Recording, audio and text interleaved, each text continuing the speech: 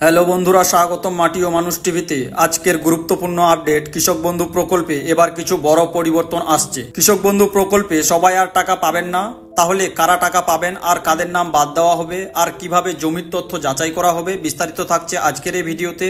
কাজে ভিডিওটাকে সম্পূর্ণ দেখবেন এবং চ্যানেলে নতুন হলে চ্যানেলটিকে সাবস্ক্রাইব করে দেবেন এবং ভিডিও ভালো লেগে থাকলে ভিডিওটিকে একটি লাইক করে দেবেন। কৃষক বন্ধু প্রকল্পের উদ্দেশ্য হলো, কৃষক বন্ধু প্রকল্প মূলত ছোট ও প্রান্তিক চাষিদের সাহায্যের জন্য শুরু করেছিল। সরকারের উদ্দেশ্য ছিল যারা সত্যি জমি চাষ করেন তাদের হাতে আর্থিক সহায়তা পৌঁছে দেওয়া। তবে এই কৃষক বন্ধু প্রকল্পে একই পরিবারের অনেক সদস্য একই জমি দেখিয়ে টাকা পাচ্ছিলেন, কিন্তু এবার সরকার স্পষ্ট জানিয়ে দিয়েছে একটি পরিবারের সবাই টাকা পাবেন না, শুধুমাত্র যারা চাষ করেন তারাই টাকা পাবেন এবং জমির তথ্য সরকারি রেকর্ড থেকে যাচাই করা হবে। এর ফলে যারা শুধুমাত্র নামে কৃষক কিন্তু বাস্তবে চাষ করেন না তাদের নাম বাদ পড়ে যাবে এবং এবার থেকে জমির মালিকানা ও চাষের তথ্য ভেরিফিকেশন হবে, অর্থাৎ জমি কাদের নামে আছে, জমির পরিমাণ কত আছে এবং জমিতে সত্যি চাষ হচ্ছে কিনা এবার সবকিছু খতিয়ে দেখা হবে।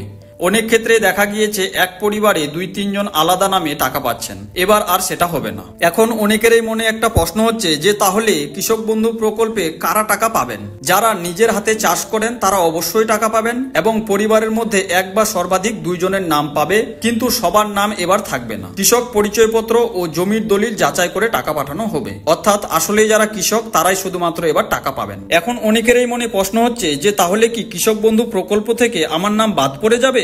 না, একদমই না। যদি আপনার কাছে জমির কাগজপত্র সঠিক থাকে এবং কৃষক পরিচয়পত্র সবকিছু থাকে এবং যদি সত্যি চাষবাস করেন তাহলে আপনি কৃষক বন্ধু প্রকল্পের টাকা পাবেন। তাহলে বন্ধুরা, কৃষক বন্ধু প্রকল্পে এবার নতুন নিয়মে সবাই টাকা পাবেন না, কিন্তু আসল কৃষকরা যাতে ন্যায্যভাবে সহায়তা পান তার জন্য এই পদক্ষেপ। আপনার মতামত কি নিচে কমেন্টে অবশ্যই জানাতে ভুলবেন না এবং ভিডিওটি ভালো লাগলে অবশ্যই লাইক করবেন, শেয়ার করবেন আর মাটি ও মানুষ টিভি চ্যানেলকে সাবস্ক্রাইব করতে ভুলবেন না। ভালো থাকবেন, সুস্থ থাকবেন।